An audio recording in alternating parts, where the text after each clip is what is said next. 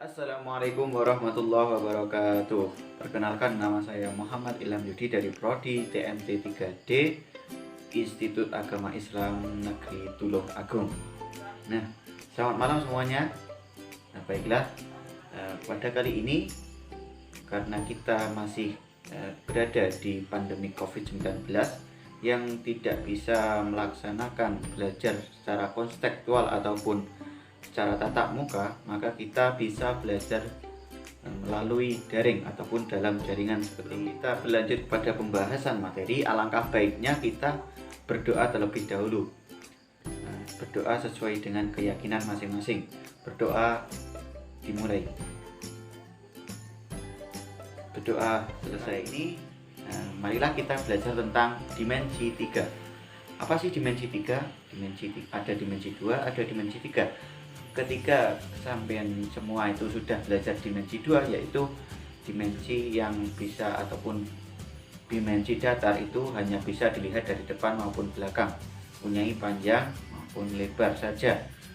Ketika kalian sudah belajar dimensi 3 ataupun bisa disebut dimensi ruang, maka kalian akan menemukan panjang, lebar maupun tinggi dan bisa dilihat dari segala arah, bisa depan, belakang, samping. Seperti contoh yang ini, gambar yang ini bisa kalian perhatikan. Nah, ini bisa dilihat dari samping, bisa dilihat dari depan maupun dari belakang. Nah, pada materi kali ini kita mempunyai dua kompetensi dasar.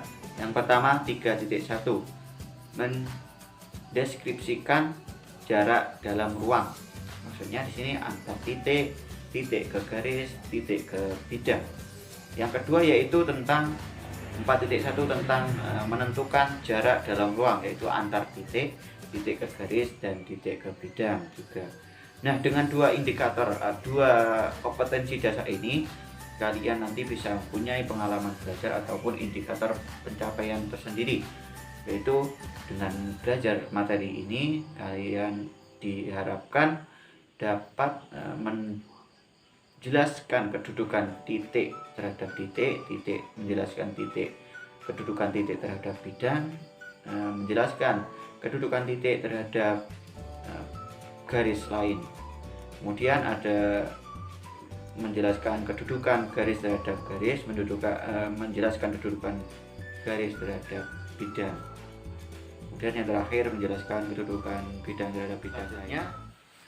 Indikator pencapaian untuk kompetensi dasar 4.1 yaitu menentukan jarak antar titik, kemudian menentukan jarak titik ke bidang, menentukan jarak titik ke garis, kemudian menentukan jarak antar garis yang sejajar, menentukan jarak titik garis ke bidang, kemudian menentukan jarak bidang dua bidang yang sejajar. Yang terakhir yaitu menemukan menyelesaikan masalah konstekstual yang ada pada sehari-hari dengan konsep geometri dimensi 3. Nah, sebelum berlanjut ke pembahasan semuanya itu, alangkah baiknya kalian semua itu mengerti ataupun tahu tentang istilah titik, garis, dan bidang. Apa sih titik itu? Seperti ini, titik. Nah, titik adalah bagian terkecil dari suatu objek yang menempati suatu tempat dan tidak mempunyai panjang, lebar maupun tinggi. Jadi titik itu hanya noktah satu kecil. Nah, kemudian garis seperti ini. Nah, garis adalah kumpulan dari titik-titik, yaitu berarti garis itu lebih dari satu titik. Nah, minimal itu ada dua titik itu baru bisa disebut garis, yaitu garis itu mempunyai panjang. Kemudian bidang yaitu kumpulan dari garis-garis, itu juga lebih dari dua garis. Maka ketika ada kumpulan ataupun himpunan dari baris-baris nanti disebut dengan bidang. Oke, kita lanjut ke pembahasan materinya dengan subbab yang A, yaitu poin pertama, kedudukan titik, garis, dan bidang.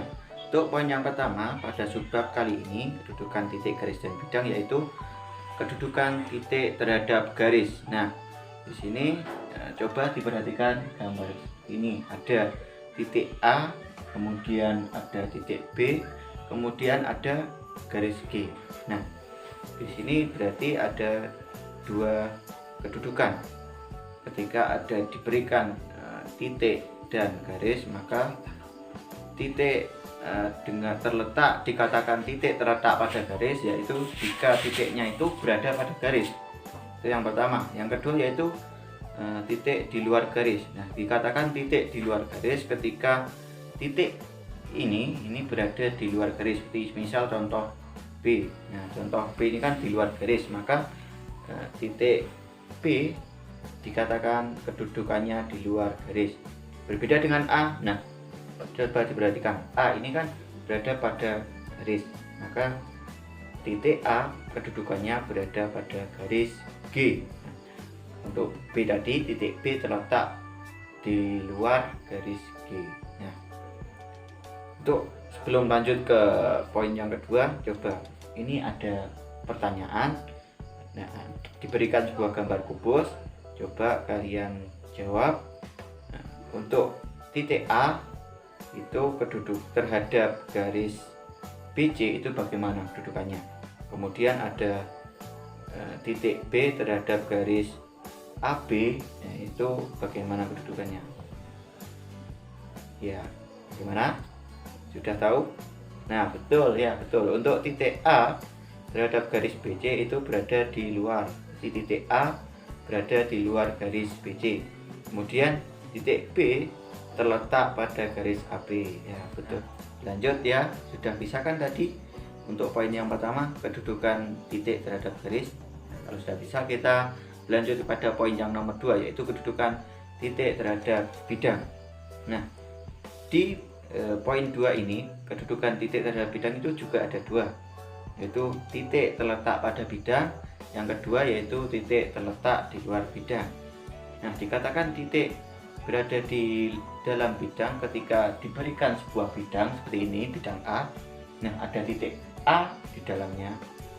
Nah, itu dikatakan bahwa titik A berada di dalam bidang, ada di bidangnya. Kemudian yang kedua yaitu titik berada di luar bidang, seperti contohnya titik B. Nah, titik B seperti ini, di luar bidang A, alfa. Oke, sudah bisa membedakan. Nah, saya berikan satu contoh saja. Nah, ini titik A, bagaimana kedudukan titik A terhadap bidang A, B, C, D? Siapa yang tahu? Nah, betul ya. Untuk titik A itu berada pada bidang ataupun di dalam bidang A, B, C, D. Oke, sudah bisa kan? Nah, berlanjut ke poin yang nomor 3, yaitu kedudukan garis terhadap garis lain. Nah, kedudukan garis terhadap garis lain, maksudnya di sini ada dua garis, itu bagaimana kedudukannya? Nah, ada 3 kedudukan. Yang pertama yaitu dua garis yang saling bersilangan, kemudian ada dua garis yang saling sejajar, ada dua garis yang saling berpotongan. Nah, untuk yang pertama kita garis yang berpotongan dulu ya, yang lebih mudah. Nah, ini contohnya. Untuk garis yang berpotongan diberikan ada bidang, kemudian ada dua garis yang mempunyai titik potong. Bisa diperhatikan di sini. Nah, di sini disebut berpotongan. Kemudian yang kedua yaitu dua garis yang saling sejajar. Ketika ada bidang seperti ini, bidang alfa, ada dua garis yang lurus, arahnya sama. Nah, itu disebut dua garis yang sejajar. Nah, dua garis CD, dua garis CD itu dikatakan sejajar. Nah, yang terakhir yaitu yang ketiga, dua garis yang bersilangan. Dua garis yang bersilangan seperti contoh seperti ini. Nah, coba perhatikan. Bisa. Nah, itu ada dua garis. Yang pertama E, kedua F. E ini yang berada pada bidangnya, F itu berada di luar bidangnya. Nah, ketika ada dua garis yang di dalam bidang dan di luar bidang, jadi tidak satu bidang ya, itu dikatakan persilangan. Sudah bisa kan yang poin 1, 2, dan 3 tadi? Nah, sudah bisa, kita lanjut ke poin yang nomor 4, yaitu tentang garis terhadap bidang. Nah, kedudukan garis terhadap bidang itu juga ada 3, seperti halnya yang kedudukan garis terhadap garis tadi, ataupun kedudukan antar garis. Nah, yang pertama yaitu garis terhadap bidang, yaitu kedudukannya berpotongan.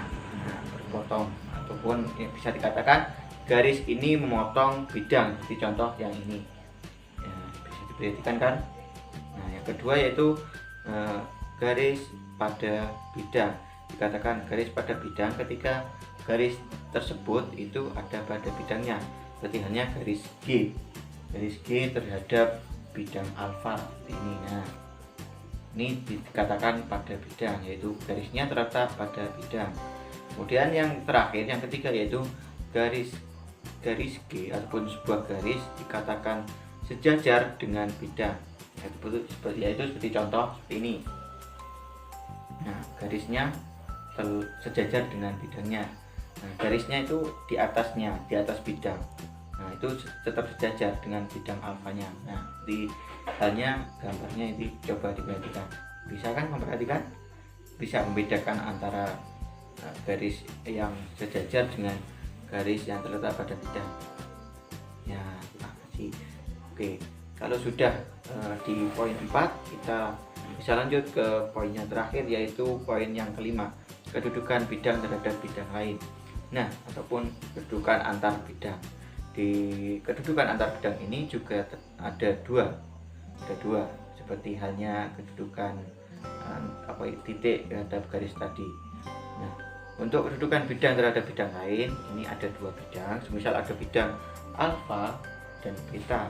Ini ada 2 alfa dan beta.